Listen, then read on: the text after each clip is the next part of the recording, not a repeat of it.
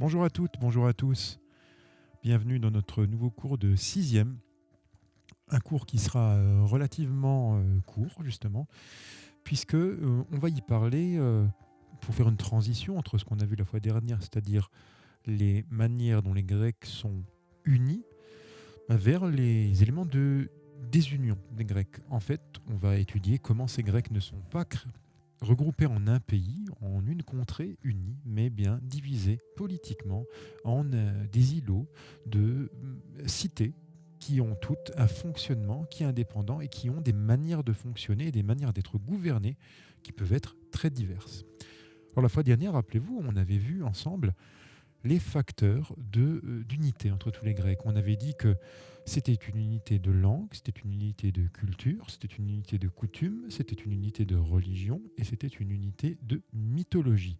On avait étudié ensemble qu'il y avait en commun des sanctuaires, c'est-à-dire des espaces religieux, qu'on y pratiquait la religion de la même manière par des libations et des offrandes, les fameux sacrifices, et qu'on organisait même des cérémonies qui pouvaient prendre la forme de jeux qui étaient à la fois destinés à montrer l'unité culturelle du monde grec et son unité religieuse, les jeux panhelléniques, dont les plus connus sont les Jeux olympiques. Panhelléniques, ça veut dire pour tous les Grecs.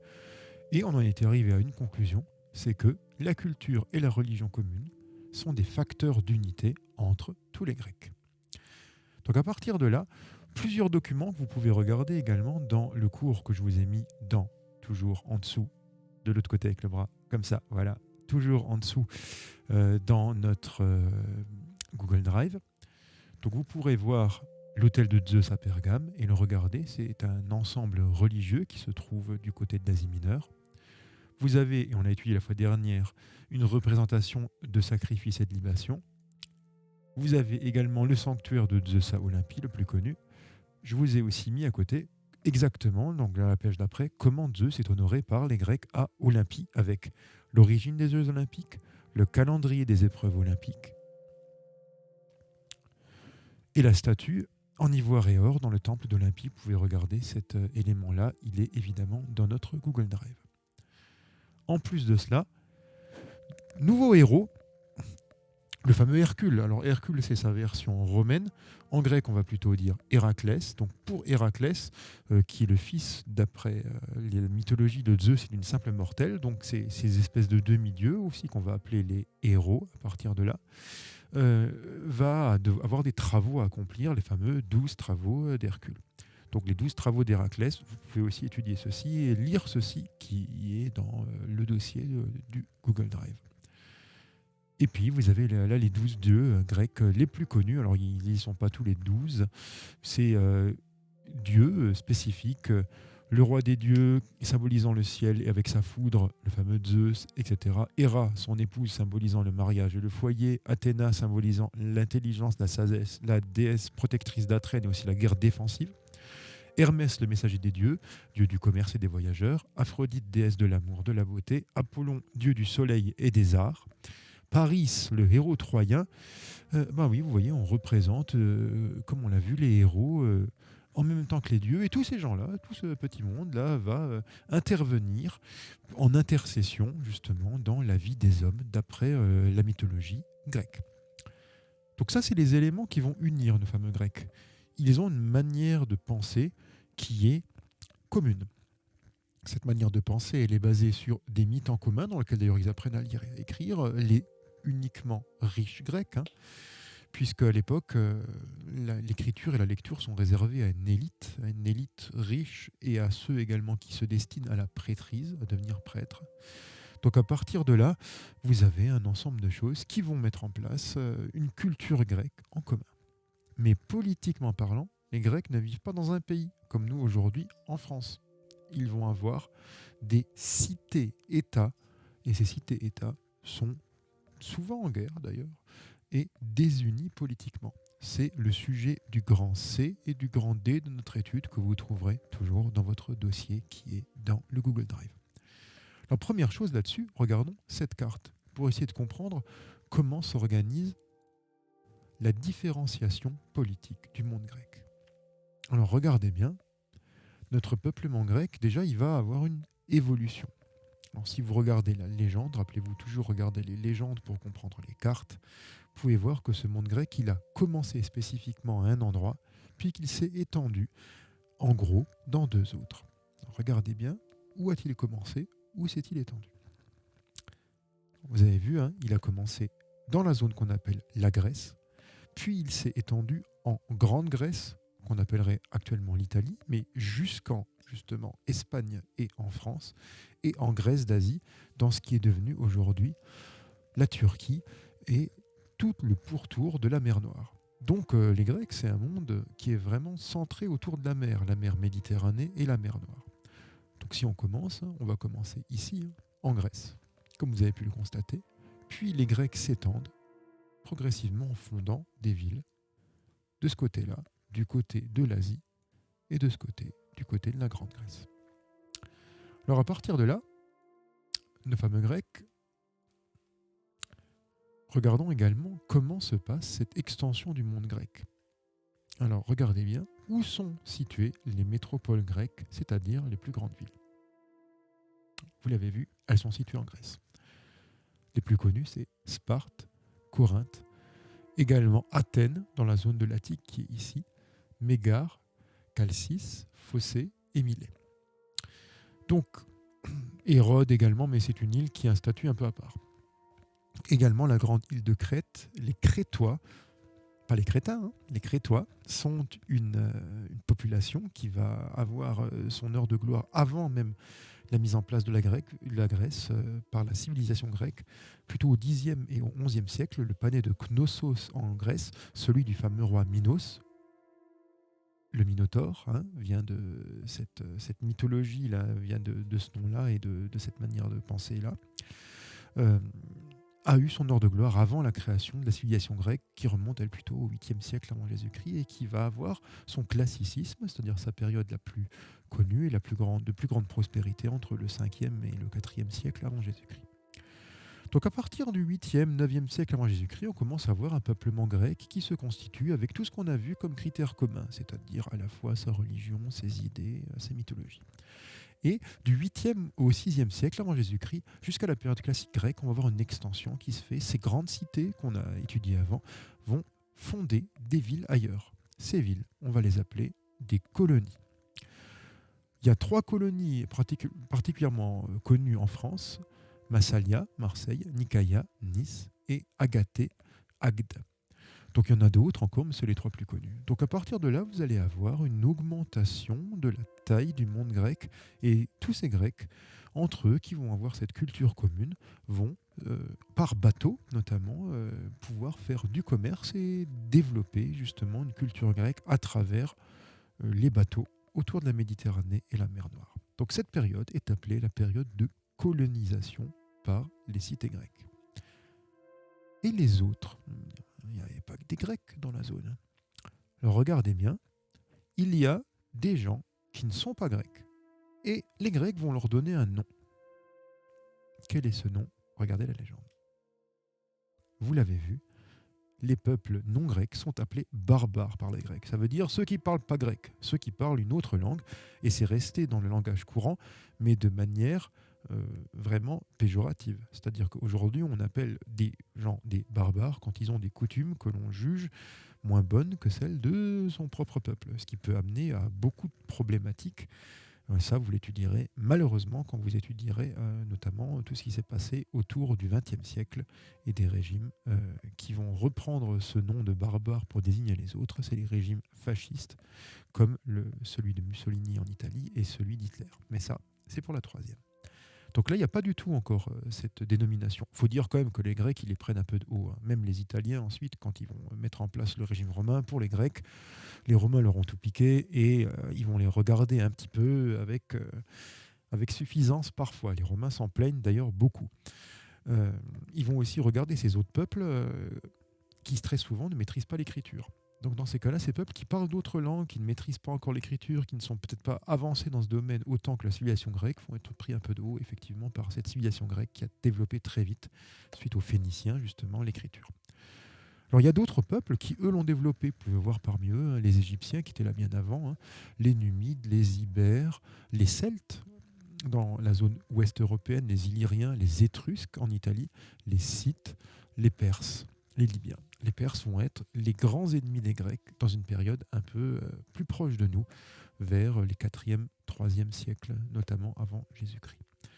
Donc, deux choses à retenir de tout ça. Les cités grecques qui se mettent en place dans la zone qu'on appelle aujourd'hui la Grèce créent des colonies entre le 8e et le 6e siècle avant Jésus-Christ, tout autour de la mer Méditerranée et de la mer Noire. Les Grecs vont donc exporter leur fonctionnement. Mais attention, tous ces points que vous voyez sur la carte, toutes ces villes, ne sont pas unis dans le cadre d'une organisation politique commune. Ces villes, elles sont dispersées, elles sont disparates. Il y a différentes manières d'y pratiquer la politique. Certaines vont être d'ailleurs plus démocratiques que d'autres, et c'est ce que nous allons étudier maintenant.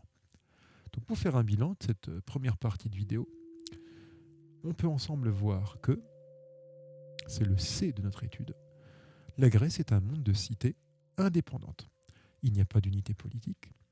Chaque cité est un petit État composé d'une ville et de sa campagne, définition, donc un petit État composé d'une ville et de la campagne autour, et chaque cité est indépendante.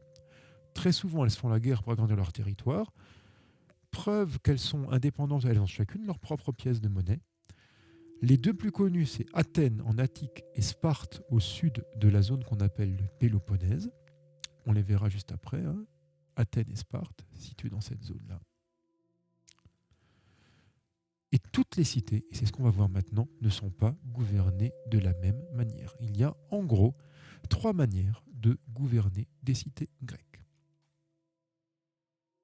Première chose, voilà à quoi ressemble Athènes. Voilà le plan de la ville d'Athènes, donc située dans la zone qu'on appelle l'Attique. Vous pouvez voir qu'il y a un indice qui devrait vous amener à vous dire que Athènes a subi des guerres, va subir des guerres et veut quand même s'en protéger. Regardez bien la carte. Quel est l'indice qui vous permet de dire qu'Athènes subit des guerres et veut s'en protéger? Alors vous l'avez vu, il y a une muraille autour d'Athènes. Les villes grecques sont très souvent des villes qui sont murées pour être protégées. Alors, dans les villes grecques, vous retrouvez l'ensemble justement des éléments et l'ensemble des lieux qui nous prouvent que chacune est indépendante politiquement, c'est-à-dire au niveau de son organisation, de sa population. Vous avez à Athènes des lieux où on va faire de la politique. Ce lieu, c'est notamment l'Agora et la Pnyx. On les étudiera en détail. Vous allez avoir des lieux où on va faire le culte religieux.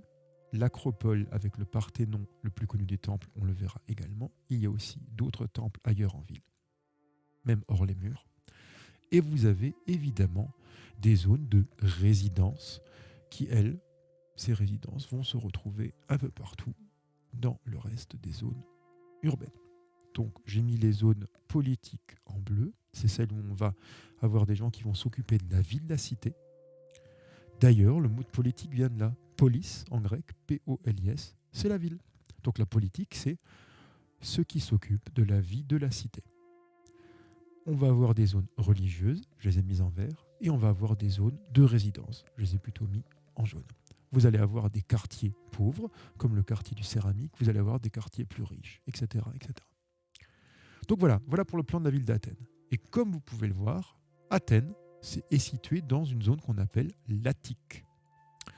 Donc l'Attique est une région composée de plaines et de collines, avec des montagnes également. Le mont Parnasse, donnant le mont Parnasse, à Paris, la gare de Montparnasse vient de cette dénomination-là, est à 1412 mètres de hauteur. Et Athènes n'est pas située directement au niveau de la mer, elle dispose d'un port, le port du Pirée. Et c'est très important pour les Grecs, hein. Rappelez-vous, tout se passe par bateau entre les villes et leurs colonies. Donc à partir de là, on a vraiment besoin d'avoir un port important pour Athènes. Le Pirée, c'est le port d'Athènes. Donc la cité d'Athènes, c'est autant la ville d'Athènes que toute cette zone de l'Attique. Regardez, toute cette zone qui entourait ici de brun. Ici, vous avez les limites de la cité d'Athènes. Vous avez d'autres villes, comme Thèbes en Béotie, qui, elles, vont avoir une autre zone. Chacune de ces zones est indépendante politiquement. Donc, il n'y a pas d'union des Grecs au niveau politique. Il y a au total 3 manières en Grèce de faire de la politique et de gouverner. Je vous le mets en bien grand au tableau. Voilà. Donc toutes les cités ne sont pas gouvernées de la même façon. Il y a 3 manières de gouverner. Première manière, vous pouvez avoir un petit nombre de grands propriétaires riches qui gouvernent. Ces gens vont récupérer le pouvoir, organiser la vie de la cité, posséder l'essentiel des richesses de la ville. On appelle ce principe une oligarchie ou une aristocratie.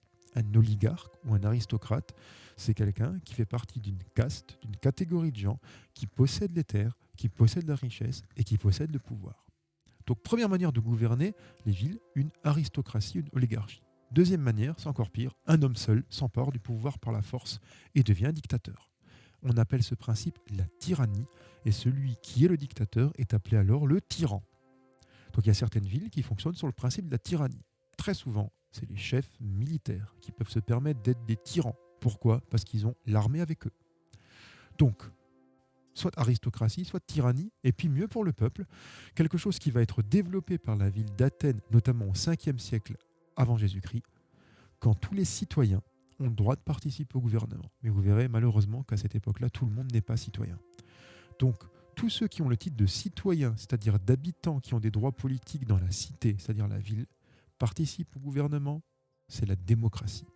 Pourquoi ? Parce que le démos en grec, c'est le peuple, et kratein, c'est gouverner. Donc le démos qui kratein, c'est le peuple qui gouverne, et ça donne le mot de démocratie en français. Donc oligarchie ou aristocratie, tyrannie, démocratie. Donc vous l'avez vu, des 3, celle qui a aujourd'hui donné, notamment à la France, son régime politique, c'est le principe de démocratie où tous les citoyens participent au gouvernement. Donc oligarchie, aristocratie, tyrannie, démocratie. Vous voyez, on n'est pas dans un monde qui est totalement uni. Il est uni dans le domaine culturel, il est désuni dans le domaine politique. Et ce monde, il va s'étendre, comme on l'a vu. C'est le grand D. Donc après avoir vu tout ça, le grand D, qu'est-ce qu'il nous dit ? Eh bien, comme on l'a dit, à partir du 6e siècle avant Jésus-Christ, du 8e au 6e siècle, les Grecs vont quitter les côtes de la Grèce, les côtes de l'Asie mineure, vont fonder de nouvelles cités tout autour de la Méditerranée et de la mer Noire. C'est la période qu'on appelle la colonisation. Avec 2 noms à retenir là-dessus, en fonction de 2 types de villes. Je vous le mets au tableau. Donc les villes, ici, en rouge vif, qu'on appelle les cités-mères, vous pouvez les appeler des métropoles. C'est la ville de départ d'où des habitants partent pour aller s'installer ailleurs, quelque part autour de la mer Méditerranée ou de la mer Noire. D'un autre côté, tout ce qui est en orange ici, tout autour de la Grèce, c'est les colonies. Donc une colonie est une ville, à l'époque, fondée par des Grecs venant d'une ville de Grèce entre le 8e et le 6e siècle avant Jésus-Christ. La ville de Grèce, vous pouvez l'appeler une métropole. La ville qui a été créée et qui va avoir des liens avec cette métropole, vous pouvez l'appeler une colonie. Donc il y a 2 termes à retenir dans la colonisation de la Méditerranée. Premier terme, les cités qui sont créées par les Grecs en dehors de la Grèce, comme Massalia, aujourd'hui Marseille, vous pouvez les appeler des colonies. Les cités qui ont créé ces différentes villes, d'où sont originaires les habitants de la colonie, on peut les appeler des métropoles. Par exemple, c'est la ville de Phocée qui a créé, dont les habitants sont partis, certains, pour créer la ville de Massalia, la colonie de Massalia. Phocée est donc la métropole de Massalia, et Massalia est la colonie de Phocée. Ce principe-là porte un nom, c'est le nom de colonisation. Donc la colonisation, c'est la création de villes, de cités hors dehors de la Grèce, par des Grecs de certaines villes de la Grèce. Ces villes de Grèce sont appelées des métropoles, les cités créées sont appelées des colonies.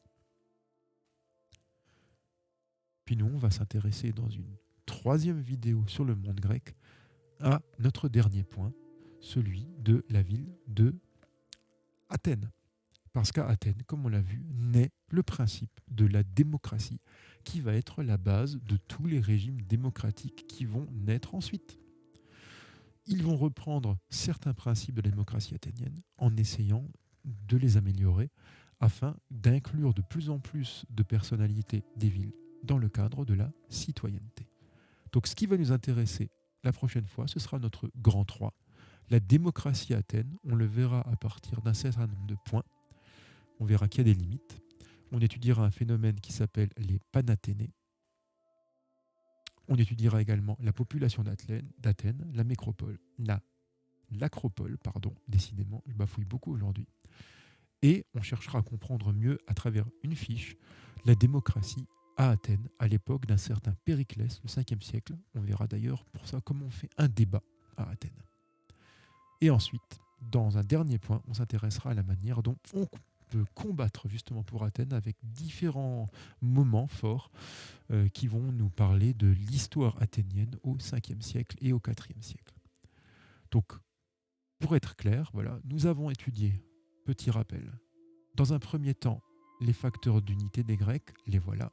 Alors d'abord, dans ces facteurs d'unité, l'unité culturelle du monde grec autour de l'Iliade et l'Odyssée. Nous avons étudié la religion grecque. Nous avons étudié aujourd'hui l'organisation du monde grec. Et nous terminerons par un coup de projecteur sur la ville d'Athènes. Voilà. Donc, petite leçon aujourd'hui pour pouvoir préparer plus densément la leçon suivante qui sera un petit peu plus longue, notre leçon sur Athènes que l'on divisera en deux. D'un côté, l'histoire d'Athènes avec l'histoire politico-militaire d'Athènes et de l'autre côté, le fonctionnement de la démocratie qu'on verra en premier. Voilà. D'ici là, je vous souhaite comme d'habitude une bonne soirée et je vous dis portez-vous bien.